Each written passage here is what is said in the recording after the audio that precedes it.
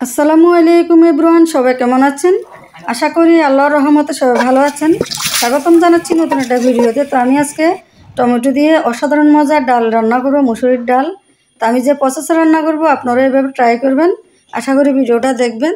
তো মুসুরির ডালটাকে প্রথমে আমি প্রায় 30 মিনিট ভিজিয়ে রেখেছি। এরপরে চুলা বসিয়ে দিয়েছি ফুটানো পানি দিয়ে, আর উপরের থেকে ফেনাগুলো আমি চামচ দিয়ে তুলে ফেলতেছি। ফেনাটা থাকলে ডালটা খেতে টেস্ট আসবে না। তো ডালটা বলক আসছে, ডালটা ফুটে আসা পর্যন্ত আমি অপেক্ষা করব। তো এখন হাফ চা চামচ আমি লবণ দিয়ে দিলাম, আর 3-4টা কাঁচামরিচ আর পেঁয়াজ দিয়ে দিলাম।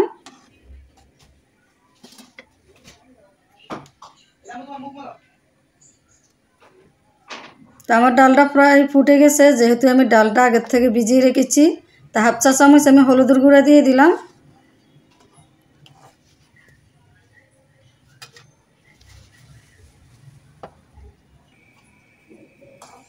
আমার ডালটা ফুটে গেছে।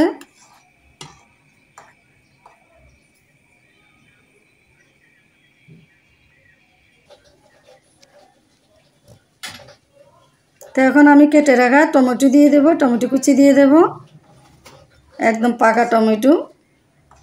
তো টমেটোটা সিদ্ধ হওয়া পর্যন্ত অপেক্ষা করব আমি। তো টমেটো আর ডালটা সিদ্ধ হয়ে গেছে। তো আমি সামান্য আদা বাটা আর সামান্য রসুন বাটা দিয়ে দিলাম। রসুন আদা বাটাটা আপনারা স্কিপ করতে পারেন। তো আমার ডালটা ফুটে গেছে, তো আমি একটা ঘুটনির সাহায্যে ডালটাকে ভালো করে ঘুটে নেব।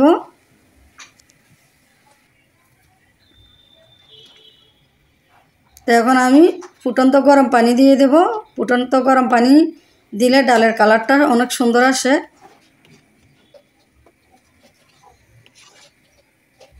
আর আমি ডালটা বেশি পাতলাও না, বেশি ঘনও করব না, আপনারা আপনাদের পছন্দ অনুযায়ী করতে পারেন।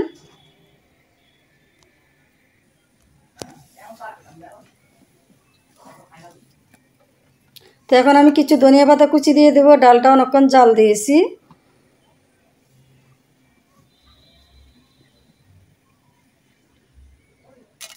এরপরে চুলে একটা প্যান বসিয়ে দিলাম। 2টা শুকনো মরিচ আমি আগের থেকে একটু ভেজে নেব। শুকনো মরিচটা দিলে ডালের থেকে একটা আলাদা ফ্লেভার আসে। তো এখন পেঁয়াজ কুচি আর রসুন কুচি দিয়ে দেব। তো পেঁয়াজ আর রসুন কুচিটা আমি হালকা ব্রাউন কালার করে নেব।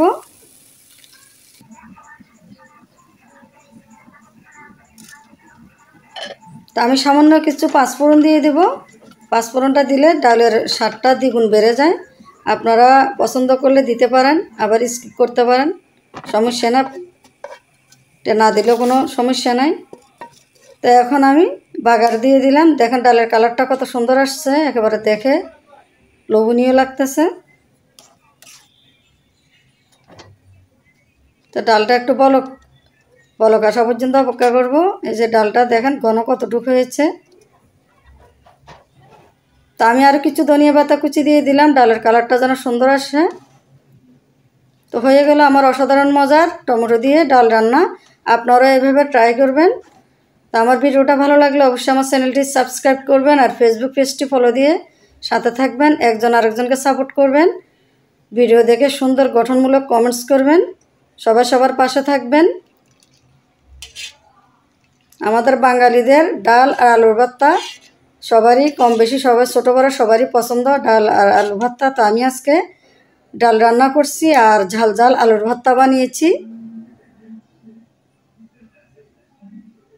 গরম গরম সাদা ভাতের সাথে খেতে খুবই মজা লাগে। আর আমি তো বিশেষ করে ডাল আর আলু ভর্তা পছন্দ করি।